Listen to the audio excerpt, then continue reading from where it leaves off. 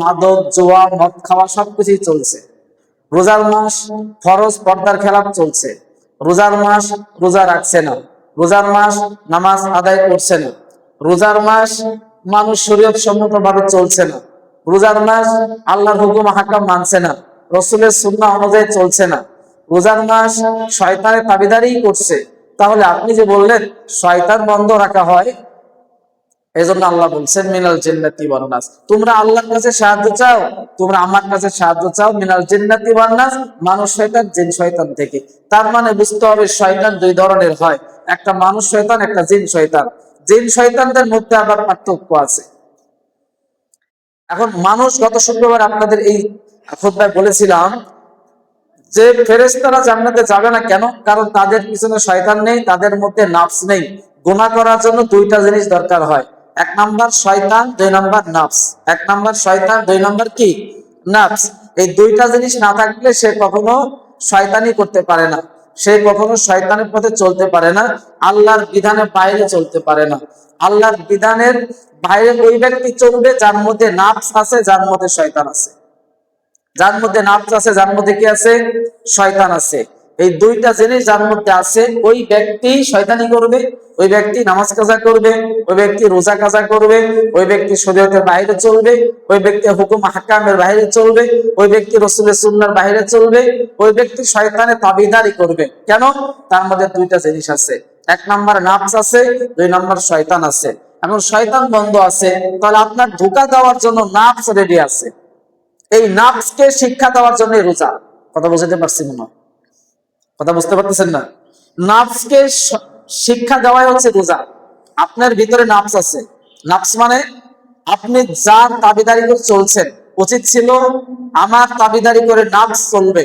নাফসের গোলাম যখন আপনি হবেন, তখন আর আপনার শয়তান লাগবে না।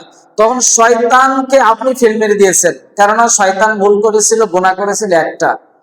ওয়াইজ ক্বালা রাব্বুকা লিল মালাইকাতি ইসজুদু লিআদামা ফাসাজাদু ইল্লা ইবলিস। আল্লাহ বললেন, এই তোমরা সবাই আদমকে সিজদা করো। তো সবাই সিজদা করলো, ইল্লা ইবলিস আবা ওয়াস্তাকবারা ওয়া কানা মিনাল কাফিরিন, সূরা বাকারা। এখন সবাই সিজদা করলো, ইল্লা ইবলিস আবা ওয়াস্তাকবারা, শয়তান আদমকে সিজদা করলো না। কি করলো? আবা ওয়াস্তাকবার, অহংকার করলো, তাকাব্বুরি করলো। বিদেশে কি করছে? জান্নাত থেকে বের হয়ে গেছে, দুনিয়ার মধ্যে এসেছে, মানুষকে ধোঁকা দিচ্ছে। তাহলে বোঝা গেল দুইটা জিনিস আপনাকে শয়তানি করার জন্য, শরীয়তের বাইরে চলার জন্য প্ররোচিত করে। এক নাম্বার মিনাল জিন্নাতি ওয়ান নাস, মানুষ শয়তান, জিন শয়তান। আর আমি মানুষ শয়তানের মধ্যে যে জিনিসটা ধোঁকা দেবে সেটা হচ্ছে নাফস আর একটা শয়তান। অর্থাৎ মানুষ বলতে নাফস, আরেকটা হচ্ছে কি? শয়তান। এখন নাফস আর শয়তান, শয়তান যেহেতু বাধা আছে, তাহলে নাফস আপনার কন্ট্রোল করতে সুবিধা হবে। এই জন্য আল্লাহ বলছেন যে আমি শয়তানকে বেঁধে রাখলাম, কিন্তু নাফস কন্ট্রোল করার দায়িত্ব আমি তোমার হাতে দিয়ে দিলাম। এবার তুমি নাফসকে কন্ট্রোল করো। কোন কায়দায়? সুবহ সাদিকের সময় খাবা। এই বাচ্চারা, ওদেরকে আলাদা আলাদা করে দেন তো, একটু আলাদা আলাদা করে দেন। কথার মাঝখানে কথা তাসির নষ্ট হয়ে যায়, কথা এলোমেলো হয়ে যায়। ওদেরকে মাঝখানে মাঝখানে মুরব্বীরা বসে, ওদেরকে গ্যাপে গ্যাপে একটু চাপে রাখেন। ওদের কাজে ওদের ইয়া করে, ওদের গ্যাপে গ্যাপে দেন। ওদের ধমকদার দরকার নেই, ওদের গ্যাপে গ্যাপে একজন করে দেন। হ্যাঁ, এতে কথার মাঝখানে কথা তাসির নষ্ট হয়ে যায়, একদিকে যায় আরেকদিকে চলে যায়। তোমরা দুষ্টুমি করবা না, বুঝছো? বাচ্চারা যারা আছো, কেউ দুষ্টুমি করবা না, কথা মনোযোগ দিয়ে শুনবা। না ভালো লাগলে ওই বারান্দায় গিয়ে এক সাইডে বসে থাকবা, ঠিক আছে? আস্তাগফিরুল্লাহ ওয়া আতুবু ইলাইহি, লা হাওলা ওয়া লা কুওয়াতা ইল্লা বিল্লাহ। আল্লাহুম্মা সাল্লি আলা মুহাম্মাদ সাল্লাল্লাহু আলাইহি ওয়াসাল্লাম। আলহামদুলিল্লাহি রাব্বিল আলামিন। তাহলে যে কথা বলছিলাম, কথা লাইন একবার শুরু হলে যদি লাইন ভেঙে যায়, কথা তাসির শেষ। সব কিছু তাসির আছে। যে বিছনায় ঘুমাবেন, বিছনায় ময়লা থাকলে আপনার ঘুম হবে না। যে প্লেটে খাবেন, প্লেটে নোংরা থাকলে, প্লেটে ভাত খেলে আপনার আমাশা হয়ে যাবে নগদে, পাতলা পায়খানা। অর্থাৎ মনের সাথে সবকিছু সম্পৃক্ততা। বয়ানটাও এত সহজ না, অনেক কঠিন একটা বিষয়। 3 ঘন্টা কাজ করছেন, আপনার যে খিদা লাগবে, 1 ঘন্টা বয়ান করবেন তার চেয়ে বেশি খিদা লাগবে। পেটে এত চাপ পড়ে কথার সময়, ব্রেনটা চাপ পড়ে, ব্রেন প্রচুর পরিমাণে ক্ষয় হয়। এই সময় যদি ডিস্টার্ব করে, তখনই সমস্যা তৈরি হয়। যে কথা বলছিলাম, তাহলে নাফস কন্ট্রোল করতে হবে কিসের মাধ্যমে? রোজার মাধ্যমে। আমার কথা মনে বুঝতে পারতেছেন? বুঝতে পারলে উত্তর দেবে যে হ্যাঁ বুঝতে পারছি। রোজার মাধ্যমে আমার নাফসকে কন্ট্রোল করা সম্ভব। কিভাবে? আপনি সুবহ সাদিকের সময় খেয়েছেন, রাত 5টা 10 মিনিট 9 মিনিট আপনার সেহরির শেষ সময় হয়েছে, আপনি ওই সময় সেহরি খেয়েছেন আর ইফতার করবেন হলো সেই 6টা 4-5-এর সময়। এই যে 13-14 ঘন্টা আপনি না খেয়ে থাকবেন, এই না খেয়ে থাকার মধ্যে যখন আপনার খিদায় চাপ দেয়, মনে করে যে একটু ভাত খাই, আবার যাদের একটু বাজে নেশা আছে উপরোক্ত খরচে এটা করি, কিন্তু যখন করতে যান তখন আর করেন না। কেন? আপনি আল্লাহর ভয় এটা করছেন না। লাআল্লাকুম তাত্তাকুন, যদি তোমরা খোদাভীরতা অর্জন করতে পারো। এখন আমি কি করছি? আল্লাহর ভয়ে ওই খানাটা খাই নাই, আল্লাহর ভয়ে আমি টিউবওয়েলের পানিটা গড়গড়া কুলি করি নাই, পানি ভিতরে গিলি নাই। কেন? আল্লাহকে ভয় পেয়েছে। এই যে নাফস দমন শুরু হয়েছে, আপনার ভিতরে খানা নাই, তার মানে আপনার গুনাহ করার শক্তিটা কমে আসছে। আপনি যখনই গুনাহ করতে থাকবেন, তার মানে বুঝতে হবে আপনার পেটে খানা আছে। যার পেটের মধ্যে পেট ভরা, উদয় ভরা, তার ক্লান্তি নাই, কোনো কিছু নাই, তখন তার গুনার কাজ করতে সহজ হয়। আর পেটের মধ্যে যখন খানা থাকবে না, পেটের মধ্যে যখন পানি থাকবে না, পানির চাহিদা থাকবে, খানার চাহিদা থাকবে, তখন আপনার নাফস আপনার কন্ট্রোলে চলে আসবে। এখন নাফস বলতেছে এক ঢোক পানি খা, আপনি বলতেছেন না আমি খাবো না। নাফস বলতেছে আরে কেউ দেখছে না, ঘরের মধ্যে একটু ভাত খা। বাইরে যে বলবে যে আমি রোজাদার, আপনি বলছেন যে না আমি রোজা, কেউ না দেখলো ওই ঘরের মধ্যে আমার আল্লাহ দেখছে। আপনি আল্লাহর ভয়ে পানি খান নাই, আল্লাহর ভয়ে খানা খান নাই, আর আপনার নাফস কি বলতেছে? আরে একটু খা, একটা রোজা ভাঙলে কিছুই না, ঈদের পরে করে দিস। আরে 2টা রোজা ভাঙলে কিছুই না, তোর আজকে একটু পেট ব্যথা ব্যথা ভাব মনে হচ্ছে। আমার কথাগুলো ভালো মতো বুঝবেন। নাফস আপনাকে কোন কায়দায় ধোঁকা দেবে?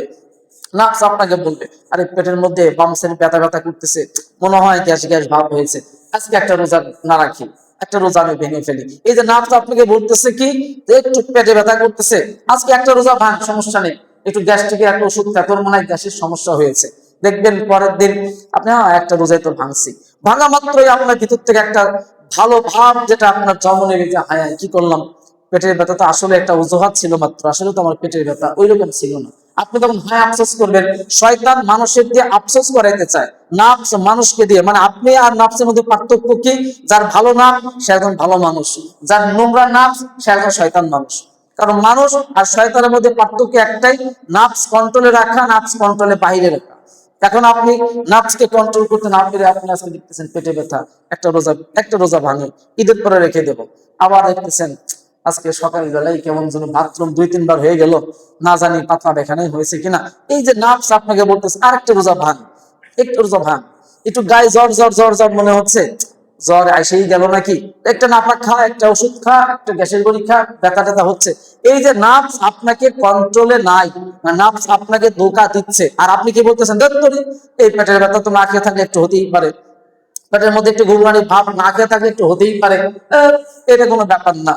আর একটু কালকে তেল জাতীয় খাবার খাইছি ইফতারে, আজকে পাতলা এখানে 1-2 বার হয়েছে, এটা ব্যাপার না, দুপুর নাগাদ ঠিক হয়ে যাবে, আবার রাত্রে ইফতার করবো, ওষুধ খেলে ঠিক হয়ে যাবে। এই যে নাফস আপনাকে ধোঁকা দিয়েছে, আপনি নাফসকে ওর ওর উপরে আক্রমণ চালালেন, নাফসের উপর আপনি আক্রমণ চালালেন।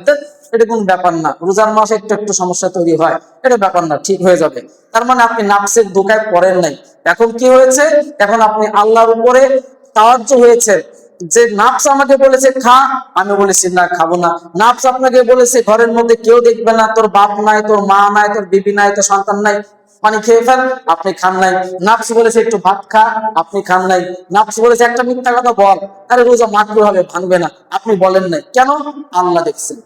এই যে কেন আল্লাহ দেখছেন, এই যে আল্লাহ দেখছেন, তার মানে হচ্ছে আপনি নাফসকে কন্ট্রোলে আনতে পারছেন, যে আল্লাহ আমাকে দেখছেন। নাফসকে আপনি এই শিক্ষা দেন, দেখ কেউ দেখে নাই, আমাকে আল্লাহ দেখছেন, আমার কারো ভয়ের দরকার নাই, আমার শুধু আল্লাহকে ভয় করার দরকার। যদি আমি আল্লাহকে ভয় করতে পারি, যদি আমি আল্লাহকে আমার সামনে রাখতে পারি, যদি আমি আল্লাহকে সেজদায় খুশি রাখতে পারি, ভাববেন আপনার রোজা 100% আল্লাহর দরবার ইনশাআল্লাহ কবুল হচ্ছে। সকলে বলেন আমিন। সম্মানিত উপস্থিতি, তাহলে আমি মনে হয় বুঝাইতে পারছি যে রমজান মাসে শয়তান বন্ধ থাকলেও আমার নাফস যেহেতু বন্ধ নাই, তাহলে এই নাফসকে কন্ট্রোলে রাখার দায়িত্ব আল্লাহ তাআলা আমাদের উপরে ছেড়ে দিয়েছেন। তাহলে এই নাফসকে যদি আপনি কন্ট্রোল করতে না পারেন, বুঝতে হবে শয়তান আপনাকে কি ধোঁকা দেবে, আপনি উল্টো শয়তানকে ধোঁকা দিচ্ছেন। এটা আমার মন করা কথা বলছি। শয়তান আপনাকে ধোঁকা দেবে কি? আপনি শয়তানকে ধোঁকা দিচ্ছেন, কারণ আপনি রোজার মাস পেয়েও মাফ করাইতে পারেন নাই। আপনি রোজার মাস পেয়েও আপনি শিরিক কমাইতে পারেন নাই। আপনি রোজার মাস পেয়েও আপনি পীর পূজা মাজার পূজারি কমাইতে পারেন নাই। রোজার মাস পেয়েও আপনি সিন্দি সালাতের পিছনে দৌড়াইছেন, আল্লাহর পিছনে দৌড়ান নাই। রোজার মাস পেয়েছেন, আল্লাহর কাছে আপনি গুনাহ মাফ করাইতে পারেন নাই। আল্লাহ বলছেন উলাইকা কাল আনআম বাল হুম আদাল। আল্লাহ বলেন ওরাই তো চতুষ্পদ জানোয়ার, শিয়াল কুকুর কুত্তা বিড়ালের চাইতেও খারাপ। ওরা কারা? যারা আমি বলেছিলাম এটা কর, ওরা করে নাই, শুনে নাই, বুঝে নাই। সম্মানিত হাজিরিন, এজন্য এই রোজার মাসে নিজেকে কন্ট্রোলে রাখা সহজ কাজ, সব চাইতে সহজ কাজ। এই মাসের মধ্যে যদি আপনি নিজেকে কন্ট্রোল করতে না পারেন, আপনি ভাবতেছেন ঈদের পরে কোশ্চেন কালেও সম্ভব না, কোশ্চেন কালেও সম্ভব না। এজন্য আল্লাহ রাসূল সাল্লাল্লাহু আলাইহি ওয়াসাল্লাম বলেছেন বুখারী শরীফের 1901 নম্বর হাদিসে, যেই ব্যক্তি রোজা রাখবে মা তাকাদ্দামা মিন যামবিহি, আমি আল্লাহ রাসূল বলেন আল্লাহ বলেছেন তোমাদেরকে অতীতের সমস্ত গুনাহ মাফ করে দিবেন। সুবহানাল্লাহ। মা তাকাদ্দামা মিন যামবি, বুখারীর 1901 নম্বর হাদিস। তোমরা রোজা রাখো, আল্লাহর কাছে পানাহ চাও, আল্লাহর কাছে ক্ষমা চাও, আল্লাহ বলতেছেন আমি তোমাদেরকে মাফ করে দেব। এখন আপনি যদি এর পরেও আল্লাহ রাসূল বলছেন, তার মানে কি কোনো মিথ্যা আছে এর মধ্যে? কথা বুঝতে পারতেছেন? আল্লাহ রাসূল যে কথা বলছেন এই কথা মিথ্যা হতে পারে? আল্লাহ রসুল যে কথা বলছেন, আপনি তো ঈমান এনেছেন রসুলের উপরে, যদি আপনার এক জাররা পরিমাণ রসুলের উপরে আপনার ঈমান নিয়ে সংকোচিত থাকে, আপনার হৃদয় সংকোচ থাকে, তাহলে তো আপনি ঈমানদার হতে পারেন নাই। তা রসুল বলছেন মাফ করবেন, তার মানে আল্লাহ মাফ করবেন। রসুল সাল্লাল্লাহু আলাইহি ওয়াসাল্লাম বলছেন ঈমানদাররা তোমরা রোজা রাখো ঈমানের সহিত, সওয়াবের আশায়, জান্নাতের আশায়, আল্লাহকে পাওয়ার আশায়, আল্লাহ তোমার জীবনে গুনাহ মাফ করবেন। এখন আল্লাহ বলছেন মাফ করব, আমরা বুঝলাম নাও করতে পারে, আমি গুনাহগার মানুষ, আমি মুরব্বী হয়ে গেছি, আমার দাড়িগুলো ওই জন্য পেকে গেছে, ভাবতে পারে যে আমরা এই বয়সে এত গুনাহ করছি, আল্লাহ কেন মাফ করবে। আমি বারংবার এই কথাটা এই জন্য মাঝে মধ্যে প্রায় শুক্রবারে নিয়ে আসি, যে আল্লাহ মাফ করবে যদি আমরা মাফ চাই, আল্লাহ ক্ষমা করবেন যদি আমরা ক্ষমা চাই। এই জন্যই তো কিয়ামুল লাইল ধরা হয়েছে, যে তারাবির নামাজ যখন আমরা পড়ি, এইটা নিয়ে তো কয়েকবার আপনাদের সমাধান দিলাম, 2বার 3বার আপনি জুমার নামাজে রোজার আসার আগেও আমি সমাধান দিয়েছি, তারাবি বিষয়ের সমাধান মাঝখানেও দিয়েছি, আপনাদের তারাবি শেষ করেও দিয়েছি, আজকে আর একবার দেই, শুনেন। আপনি যতক্ষণ কিয়ামুল লাইল করবেন, মানে তারাবির নামাজ অথবা তাহাজ্জুদের নামাজ পড়বেন, আপনি যে ততক্ষণ পর্যন্ত কিয়ামুল লাইল করতেছেন, সাহাবীরা বলেন যে হযরত ওমর রাদিয়াল্লাহু আনহু যখন ইমামতি করতেন, আমরা এমনও হতো যে আমরা এরকম লাঠির উপরে ভর দিয়ে দাঁড়িয়ে থাকতাম, পা লেগে যাইতো, 5 থেকে 6-7 ঘন্টা সময় লাগতো আমাদের তারাবির নামাজ পড়তে। আর আমরা যত তাড়াতাড়ি আমাদের তারাবি আদায় করার দরকার, তাড়াতাড়ি বাড়িতে গিয়ে ফেসবুক, ইউটিউব আর টিকটক নিয়ে বসতে পারি, ওটা খুব সওয়াবের কাজ হয়। আমাদের আশ্চর্য লাগে যারা খতম তারাবি পড়ায়, এদের পিছনে আমরা যারা নামাজ পড়ি, আমার মনে হয় যে আমার সূরা তারাবি আর ওনাদের খতম তারাবি পেরাই যায়, মনে হয় 8-10 মিনিট পার্থক্য থাকতে পারে। যদি আপনি সানা না পড়েন, ভালো মতো শুনেন, যদি আপনি নামাজের সানা না পড়েন, সুন্নাতে মুআক্কাদার তরফ হলো, আর সুন্নাতে মুআক্কাদা আল্লাহ রাসূল কি বলছেন তারাবির নামাজের সময় পড়া লাগবে না? এরকম কোন হাদিস আছে যে তারাবির নামাজের সময় সানা পড়তে হবে না, অর্থাৎ সুবহানাকা আল্লাহুম্মা ওয়া বিহামদিকা ওয়া তাবারাকা ইসমুকা, আমরা যে সানাটা পড়ি, এরকম কোন হাদিস আছে? নাই। আপনাকে সানা পড়তেই হবে, এটা সুন্নাতে মুআক্কাদা। আপনি অসুস্থ পারেন নাই, এটা ভিন্ন কথা, ওজর আছে সমস্যা, ভিন্ন কথা। আপনি সুস্থ বিবেকবান প্রাপ্তবয়স্ক, তো আপনাকে নামাজের কন্টিনিউ করতে হবে। মিশকাত শরীফের হাদিস, বুখারীতে হাদিসটি এসেছে, আল্লাহ রাসূল সাল্লাল্লাহু আলাইহি ওয়াসাল্লাম বলেন, সাহাবীরা বলতেছেন আল্লাহর নবী যখন ওয়ালা দাল্লিন আমিন বলতেন, এই দাল্লিন আমিনের পরে আল্লাহু আকবার, আল্লাহু আকবার, আল্লাহু আকবার, আল্লাহু আকবার 4 বার বলতে পারতেন, এমন পরিমাণ দম নিতেন। কয়বার বলতে পারতেন? 4 বার বলতে পারতেন, এমন পরিমাণ নবীজি দম নিতেন। দম নিতেন কেমন দেখেন, ওয়ালা দাল্লিন আমিন, এই যে আমিন বলার সাথে সাথে আপনি সূরা পড়বেন, এটা সুন্নতের পরিপন্থী, এটা নবীজি করে নাই। নবীজি করছেন কি, ওয়ালা দাল্লিন আমিন, দম নিয়েছেন। আল্লাহু আকবার 4 বার বলতে পারা যায়, আমিও চেষ্টা করি অন্তত 2 থেকে 3 বার 4 বার, যাতে এই সময়টা আপনি পড়তে পারলে পড়ে, না পড়তে পারলে না পড়ে চুপ থাকেন।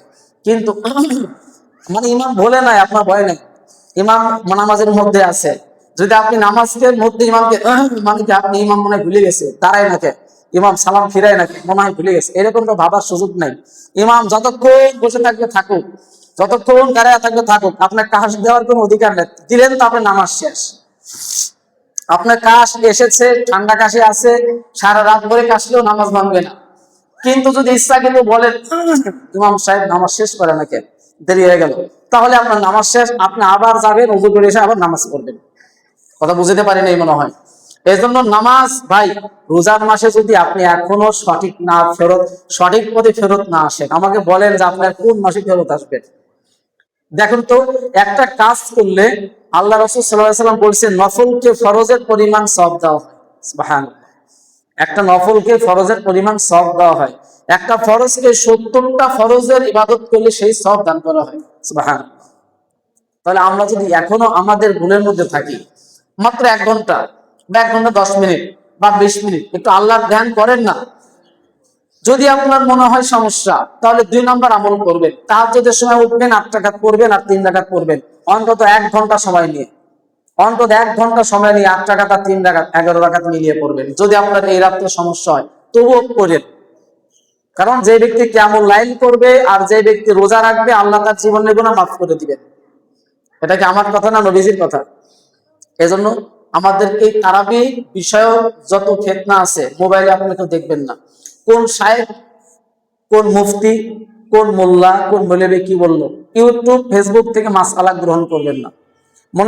মনে রাখবেন, ফেসবুক ইউটিউবটা যে কন্টেন্ট ক্রিয়েটরটাতে তারা চলে, বিতর্কিত বিষয় দিলে কমেন্ট বেশি করলে ওদের ইনকাম হয়, মাঝখান দিয়ে আপনারা দিন ইসলাম নিয়ে ফিতনা করে যাচ্ছেন। এটা আপনারা বুঝবেন না, যারা ইয়াং জেনারেশন এরা আমার কথা বুঝতেছে, মুরব্বীরা একটু কম বুঝবেন।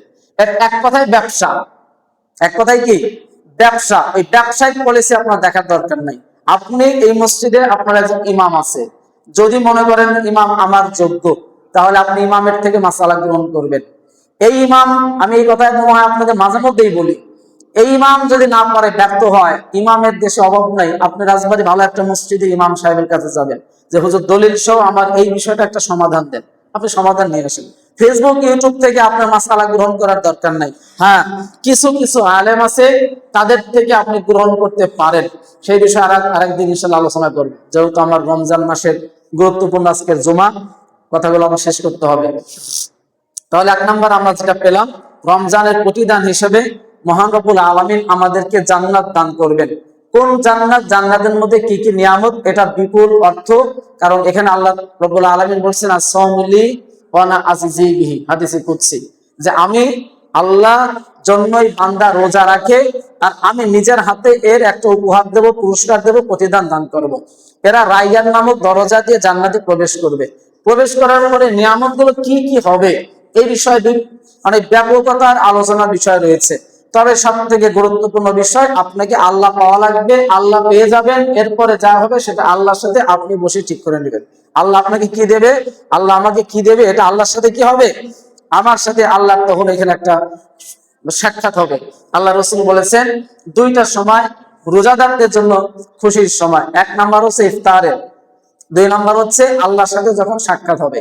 আপনি যখন ইফতার করেন, এটা হলো রোজাদারের খুশির সময়। আপনি যখন ইন্তেকাল করবেন, ইন্তেকালের পরে আল্লাহর সাথে আপনার সাক্ষাৎ হবে, তখন আপনার ওইটা হবে 2 নম্বর খুশির সময়। তাহলে 2টা খুশির সময় আমরা পাইলাম, একটা হলো ইফতারের সময়, 2 নম্বরটা হচ্ছে আল্লাহর সাথে সাক্ষাতের সময়। এই জন্য রোজাদাররা দুনিয়ার মধ্যে এত শারীরিক কষ্ট করেও, মানসিক কষ্ট করেও, তার দেহ সমস্ত কিছু কষ্ট দিয়েও রোজা রেখে দেয় কেন? আমি আল্লাহর সাথে সাক্ষাৎ করব, আমি আল্লাহর সাথে সাক্ষাৎ করব। একটা মুমিন বান্দার জন্য এর চাইতে আর বড় কিছু হতেই পারে না। আল্লাহ জান্নাত দেবে, সব কিছু দেওয়ার পরে মহান আল্লাহ একটা ঘোষণা দেবেন আখিরাতের দিন, আর বলবেন যে বান্দারা, তোমাদের তো আমি সব দিয়েছি না, তোমরা তো সব পেয়ে গেছো না? এবার উম্মতরা, বান্দারা বলবে যে আল্লাহ না, আপনি সব দেন নাই, একটা জিনিস কম আছে। সেটা কি? আল্লাহ জান্নাত পেয়েছি, জান্নাতুল ফেরদাউস পেয়েছি, নিয়ামত পেয়েছি, মিন তাহতিহাল আনহার, তলদেশে ঝর্ণা দ্বারা পেয়েছি, সব পেয়েছি, কিন্তু আপনি বলেছিলেন যে আপনার সাথে আমাদের সাক্ষাৎ করাবেন। ওই দিন আল্লাহ রাব্বুল আলামিন তার নূরের পর্দাকে ভেদ করে সরাসরি বান্দার সামনে তিনি লাকিয়া করবেন, সাক্ষাৎ করবেন। সুবহানাল্লাহ। এই জন্য মহান আল্লাহর খুশির জন্য, রিদাওয়ার রব্বি, আল্লাহর খুশির জন্য সিয়াম পালন করা, রমজানের রোজা পালন করা। এজন্য আমাদের প্রত্যেকটা মানুষের সেহরি থেকে ইফতার পর্যন্ত যাবতীয় পানাহার, যাবতীয় জিনিস থেকে আমাদেরকে সরিয়ে রাখা। ইফতার বিষয়ে 2 নম্বর কথা, এই ইফতারের আগে যদি কেউ ঘুমাতো, রাসূল সাল্লাল্লাহু আলাইহি ওয়াসাল্লামের উপর যখন রমজানের রোজা ফরজ করা হলো, ইফতারের আগে যদি কোনো সাহাবী ঘুমিয়ে পড়তো, তার শাস্তি ছিল হলো সে আর ওই দিন ইফতার করতে পারবে না, সে ওই দিন সাহারিও খেতে পারবে না, পরের দিন ইফতারের সাহারি করবে। এখন ওই সাহাবী এরকম ইফতার সারাদিন মাঠে ঘাটে কাজ করছে, কাজ করে আসার পর স্ত্রীরে বলছে ইফতার দাও, ইফতারের প্রায় সময়, তো বিবি ইফতার আনতে আনতে উনি শারীরিক পরিশ্রমতার কারণে ঘুমিয়ে পড়ছে। এবার ঘুমিয়ে পড়ছে তো পড়ছে, আল্লাহর বান্দি তার বিবি এসে দেখে যে আমার স্বামী তো ঘুমিয়ে পড়ছে। কারণ মাস আল্লাহ তো তারও জানা, এখন তো আর সে ইফতার খাইতে পারবে না, এটা আল্লাহর অর্ডার। এখন কি করা যায়? তাহলে না খেয়ে থাকো, রাত্রেও না খেয়ে থাকো, পরের দিন ইফতার করবো। দুপুর বেলা আস্তে আস্তে সাহাবী পেটের ব্যথায় আর মাথা ঘোরানো তো অজ্ঞান হয়ে গেছে। এখন ওই অবস্থায় রাসূল সাল্লাল্লাহু আলাইহি ওয়াসাল্লামের কাছে নিয়ে গেছেন যে হুজুর, আপনার সাহাবী তো এই ঘটনা। তখন রব্বুল আলামিন একটা আয়াত নাযিল করলেন, কুলু ওয়াশরাবু, আজকের থেকে তোমাদের ইফতার হবে, তোমরা ইফতার খাও। কুলু ওয়াশরাবু, খাও, পান করো, এবং রাত্রে তোমরা তোমাদের স্ত্রী বিবিদের কাছে যাও, যেটা অবৈধ ছিল দিনের বেলা এবং রাতের বেলা। আল্লাহ তাআলা এই দৃশ্যের পর থেকে রাতের বেলা দিনের বেলায়, দিনের বেলা বাদ দিয়ে রাতের বেলায় বৈতর দান করলেন। যেমন দিনের বেলা এখন খাওয়া যায় না, দিনের বেলায় বিভিন্ন দিক বিদিক ইশারায় বুঝে নেবেন, সেগুলো করা যায় না। আল্লাহ রাব্বুল আলামিন সেগুলোকে রাতের বেলায় বৈধতা দান করলেন এবং বললেন তোমরা ইফতারের আগে যদি আমাকে ঘুমিয়ে পড়ি, ধরেন আজকে আসর নামাজ পড়ে আপনি ঘুমাইছেন, যদিও ঘুমানো অনুচিত, আপনি ঘুমায় পড়ছেন, সাহাবীদের আদর্শ ছিল আপনার ইফতার করতে পারবেন না, আপনি ঘুমাইলেন কেন? আপনার শাস্তি এটা। আর আমাদের সহজ কোনটা? আমরা ঘুমাইলেও রোজা ভাঙবে না, ইফতার করতে পারবো। কথা বুঝতে পারছেন?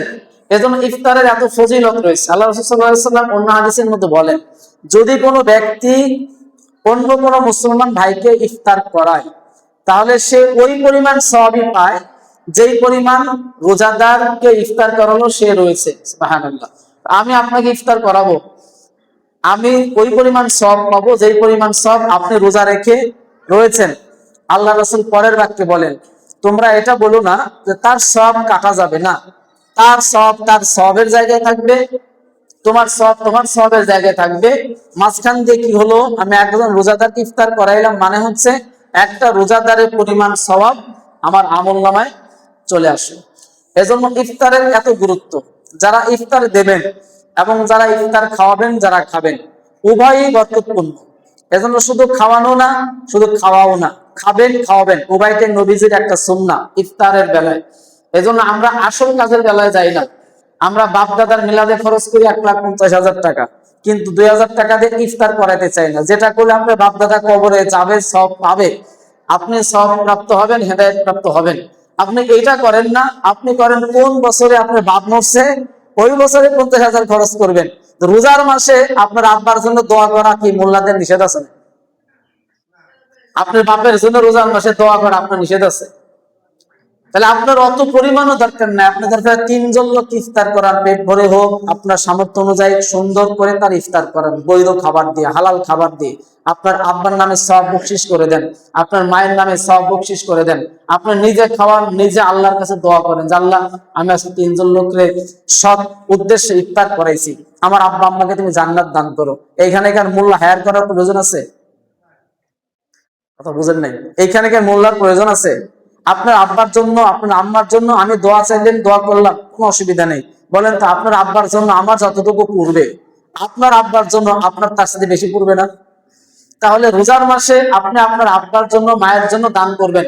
আল্লাহর রাসূল সব চাইতে বেশি দান করতেন এই রোজার মাসে। সহিহ বুখারী 3 নম্বর খণ্ডের হাদিস, সব চাইতে বেশি দান করতেন এই রোজার মাসে। তিনি কখনোই ভিক্ষুককে ফেরত দিতেন না যদি তার কাছে থাকতো।